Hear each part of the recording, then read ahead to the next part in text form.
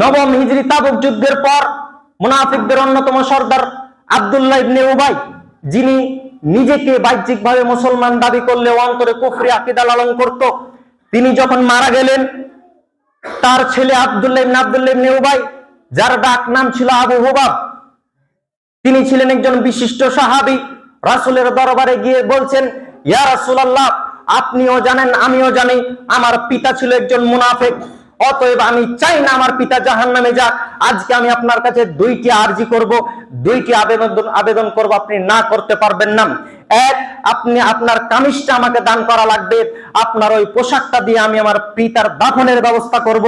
আমি চাই আল্লাহ সুবহানাহু ওয়া তাআলা হয়তো এই জামার বিনিময়ে আমার পিতার কবর রাজা মাফ করতে পারে।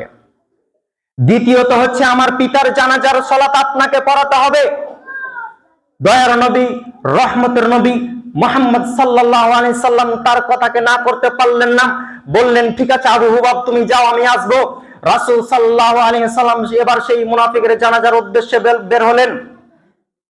পিছন দিক থেকে হযরত উমর রাসূলের জামা ধরে টান দিয়ে বললেন, হে আল্লাহর নবী, আপনি সে মুনাফিকের জানাজায় উপস্থিত হবেন না, সে মুনাফিক ছিল, আপনি যাবেন না, ওর জানাজায় যাবেন না। রাসূল সাল্লাল্লাহু আলাইহি সাল্লাম এরপর বলছেন, না, আমাকে যেহেতু আবু হুবাব দাওয়াত দিয়েছে, অতএব আমি যাব, তার জানাজা পড়াবো। হযরত উমর তখন সূরা তাওবার ৮০ নম্বর আয়াত তেলাওয়াত করে শোনালেন, ইস্তাগফির লাহুম আও লা তাস্তাগফির লাহুম ইন তাস্তাগফির লাহুম ৭০ মাররাতান ইয়াগফিরুল্লাহু লাহু। আপনি তাদের জন্য ক্ষমা প্রার্থনা করুন বা না করুন, আপনি যদি ওদের জন্য ৭০ বার অধিক ক্ষমা প্রার্থনা করেন, তবুও আল্লাহ সুবহানাহু ওয়া তাআলা ওদেরকে ক্ষমা করবেন না। এরপরও কেন আপনি তার জানাজায় উপস্থিত হতে যাচ্ছেন?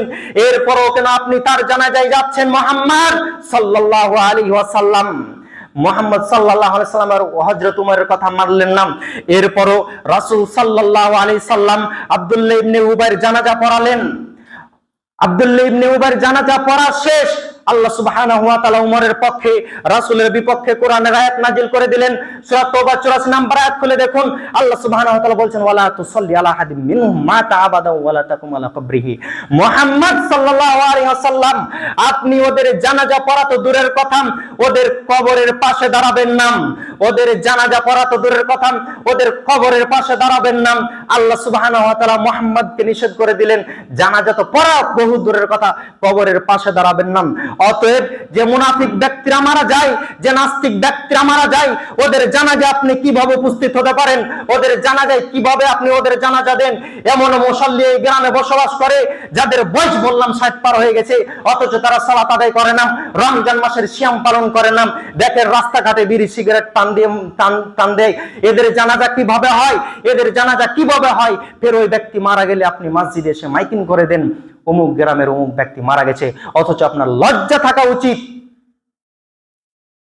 সে খবিজ ব্যক্তি তো মারা গেছে, আপনি তার সাথে জৈন্দিপুর মন্নাপাড়া যোগ করে দিচ্ছেন, মানে জৈন্দিপুর মন্নাপাড়া নামেরও নামটা কি শেষ করে দিচ্ছেন। কিভাবে আপনি তার জানাজা দিতে পারেন? বহু বক্তব্য বলা আছে, এরূপ ব্যক্তির জানাজা হবে না, দাফন কাফনের ব্যবস্থা করা হবে না, মুসলিমদের কবরে তাকে শায়িত করা হবে না, বরং জানাজাবিহীন, দাফন কাফনবিহীন, মুসলিমদের কবরে শায়িতবিহীন এদেরকে নিয়ে গিয়ে মরুভূমিতে গর্ত করে পুঁতে দিতে হবে। এটার নামই শরীয়ত। এই সমস্ত ব্যক্তিদের অন্তরে মরিচিকা ধরে গেছে। আপনি যতই হেদায়েতের বয়ান দেন না কেন, তারা কখনো পরিবর্তন হবে না, তারা কখনো পরিবর্তন হবে না।